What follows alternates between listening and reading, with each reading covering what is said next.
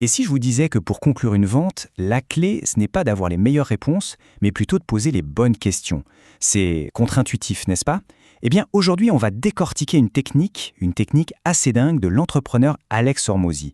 Elle promet de complètement renverser la dynamique de n'importe quel échange commercial. L'idée, c'est de reprendre le contrôle, mais en changeant carrément les règles du jeu. C'est vraiment la compétence qui sépare les pros des amateurs. D'ailleurs, des analyses de stratégie comme celle-là, on en sort toutes les semaines. Alors à mon conseil, abonnez-vous pour être sûr de ne rien rater. Bon, rentrons direct dans le vif du sujet. On a tous déjà ressenti ça, non? Ce moment dans une conversation de vente où on se sent complètement piégé.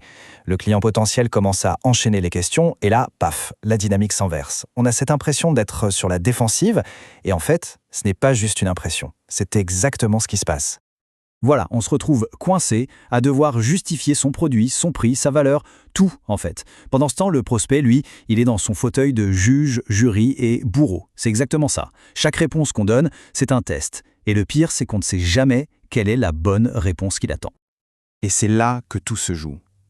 Le point crucial, il est là.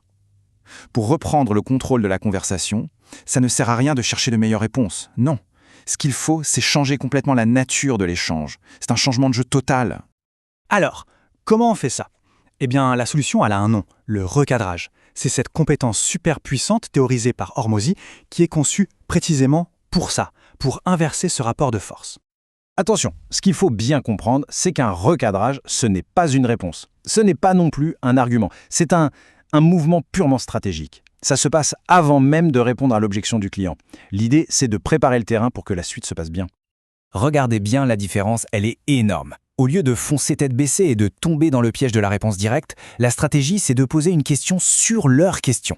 Le but de tout ça, c'est simple, comprendre ce qu'ils veulent vraiment dire. Quelle est leur véritable intention?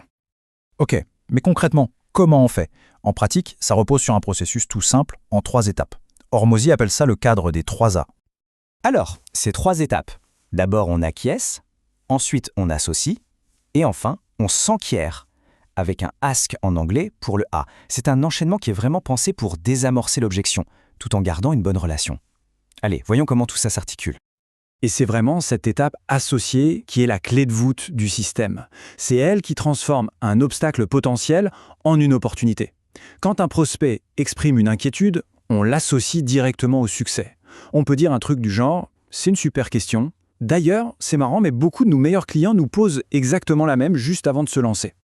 Bon, on voit que c'est un outil vraiment puissant. Mais comme tout outil puissant, il faut savoir l'utiliser. Et pour ça, Hormozy a défini 5 règles fondamentales à respecter. La première règle, c'est la base de tout. Ne jamais, jamais céder le contrôle. Il faut toujours se rappeler que la personne qui pose les questions, c'est elle qui mène la danse. Donc, on arrête de tendre le bâton pour se faire battre en demandant « avez-vous des questions ?» Non. On commence à guider la conversation, c'est un vrai changement de mentalité. Ce qui nous amène logiquement à la deuxième règle. C'est tout simple. Personne ne peut être en désaccord avec une question. C'est impossible. En posant sans cesse des questions pour clarifier, on devient fluide, insaisissable. Voyez l'image? On devient comme de la fumée. Parce qu'il faut bien comprendre une chose, on ne gagne jamais une vente en gagnant une dispute. Le but, ce n'est pas de contredire le prospect, c'est de l'amener, tout en douceur, à changer d'avis lui-même. Une dispute, ça crée une mauvaise ambiance. Et soyons honnêtes, personne ne change d'avis quand il est de mauvaise humeur. Ensuite, règles 3 et 4, elles sont liées. Il s'agit de réétiqueter positivement la question et d'utiliser ce qu'on appelle des hommes de paille. L'idée, c'est de pouvoir dire une vérité un peu difficile à entendre sans que ça devienne une confrontation directe. On peut par exemple dire quelque chose comme « Tiens, c'est intéressant, j'ai eu quelqu'un d'autre qui m'a posé exactement la même question tout à l'heure. Est-ce que je peux vous raconter ce que je lui ai répondu ?» Voilà, c'est ça l'état d'esprit. L'idée, c'est d'avoir toujours une forme de consentement, de faire en sorte que tout le processus soit vu comme une collaboration. C'est une danse, pas un combat. C'est de la séduction, pas une agression. Et on arrive à la dernière règle, celle qui, en quelque sorte, rassemble tout le reste. Il faut conserver une curiosité d'enfant. L'objectif, ce n'est pas de gagner, c'est de comprendre. Il faut vraiment aborder chaque question, chaque préoccupation, avec une curiosité sincère et authentique. L'analogie est géniale. Imaginez que vous voyagez dans le temps pour convaincre votre vous du passé d'acheter des bitcoins. Vous n'allez pas vous énerver, non? Vous auriez une empathie absolue, vous chercheriez à comprendre ses doutes, ses peurs, parce que vous savez ce qui est bon pour lui. Eh bien, c'est exactement cette perspective qu'on essaie d'apporter dans chacune de nos analyses.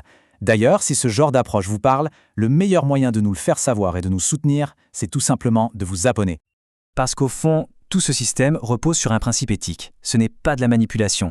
Si on est convaincu que notre produit ou service peut vraiment aider la personne et qu'elle est qualifiée, alors ce n'est plus juste de la vente, ça devient presque une obligation morale de l'aider à surmonter ses propres blocages. Alors, au final, c'est quoi le grand enseignement? Est-ce qu'on cherche à avoir raison ou est-ce qu'on cherche à guider une décision? Le recadrage, ce n'est pas fait pour gagner une dispute. C'est fait pour donner raison au prospect, mais sur ses propres termes. En le comprenant vraiment, on l'aide à arriver tout seul à la conclusion qui est la plus logique et la plus bénéfique pour lui. La question, ce n'est donc jamais de vaincre, mais de guider. Et si vous voulez qu'on continue à décortiquer ensemble des stratégies comme celle-ci, eh bien vous savez ce qu'il vous reste à faire, abonnez-vous.